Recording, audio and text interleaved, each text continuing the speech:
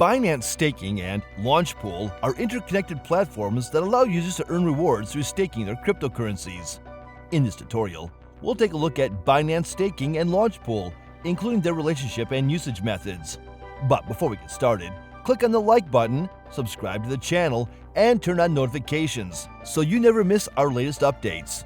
For those familiar with my videos, as I always mention, an important thing that you should note is that you have to create and maintain a Binance account to access the platform services. If you're finding it difficult to open an account, don't worry, because I've made videos on that, so be sure to check it out. When opening your Binance account, I want you to pay attention to the option that says Referral ID. If you use my referral ID, T7J9MB5J, you'll get an extra 20% off on trading rates you have to pay for every trade that you make on the exchange.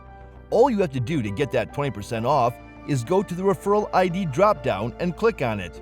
After that, a field will open where you'll type in my referral code. I will also leave the code in the description below. Once you use my referral code, you will get an extra 20% off your trading fees, which could end up being a lot of money, especially if you are planning to do a lot of trading on Binance.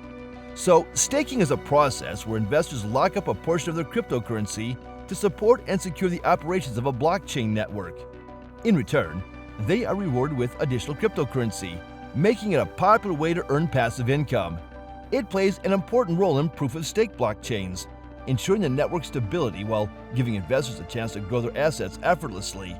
Staking can be approached in different ways, depending on your technical expertise and the amount of cryptocurrency you want to commit. For those comfortable with the technical side, solo staking, which involves running your own validator node, gives you the most control. However, it requires significant technical knowledge and responsibility. If it is not done properly, it comes with the risk of losing your assets due to slashing penalizations. If you prefer a simpler option, exchange staking allows you to stake through cryptocurrency platforms that handle the technicalities for you. This method, which is known as staking as a service, is provided by some cryptocurrency exchanges. Another option is delegated staking, where you can delegate your coins to a trusted validator or staking service, letting them handle the technical aspects.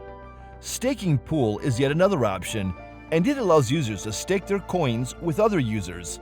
This increases their chances of earning rewards without the need to run their own node. Each staking method caters to different needs, from complete control to convenience. Moving on, Binance Launchpool enables users to stake their existing cryptocurrencies to earn new tokens from upcoming projects. Launched in September 2020, it aims to help new cryptocurrency projects distribute tokens to the public. Binance Launchpool allows projects to attract attention and build a user base by offering tokens to Binance users who stake their existing coins. While Binance Staking and Launchpool both provide ways for users to earn rewards, they operate with different goals in mind. For instance, in purpose, staking is centered on supporting established blockchain networks by validating transactions. Launchpool, however, aims to facilitate the introduction of new projects by allowing users to earn tokens from these projects. The earning mechanism also sets them apart. Staking rewards are earned depending on how much a user has staked over time. With Launchpool, however, users earn new tokens based on their contributions relative to the total amount staked in the pool. Now let's take a look at how to use Binance Staking. To stake cryptocurrency on Binance, the first step is to create a Binance account and complete the necessary identity verification steps. Next, deposit cryptocurrency into your Binance account. Once you've done that, go to the Earn page, click on Earn, and select Staking. The next step is to choose a staking product, with Binance offering a variety of staking products such as flexible savings, locked staking, and DeFi staking. Select the cryptocurrency that you want to stake and enter the amount you want to stake. You can stake any amount of cryptocurrency, provided it meets the minimum staking requirements for the product you have chosen. Next, confirm your stake by clicking on Confirm, once you have entered the amount you want to stake. It's worth noting that your staked cryptocurrency will be locked for the staking period, and during this time, you will earn staking rewards. You can unstake your crypto and withdraw your rewards once the staking period is ended. When staking on Binance, it's important to carefully read the terms and conditions of each staking product before committing your cryptocurrency. Being mindful of the risks involved, such as smart contract vulnerabilities or impermanent loss, is also important. Additionally, It's wise to monitor your staking rewards regularly to ensure profitability. Withdrawing your rewards consistently can help protect them in the event of platform issues, such as hacks or bankruptcy. Now, let's take a look at how to use Binance Launchpool. To get started on Binance Launchpool, simply navigate to the Launchpool page and select a project that you're interested in that is accepting contributions. Next, pick a tool to allocate your funds.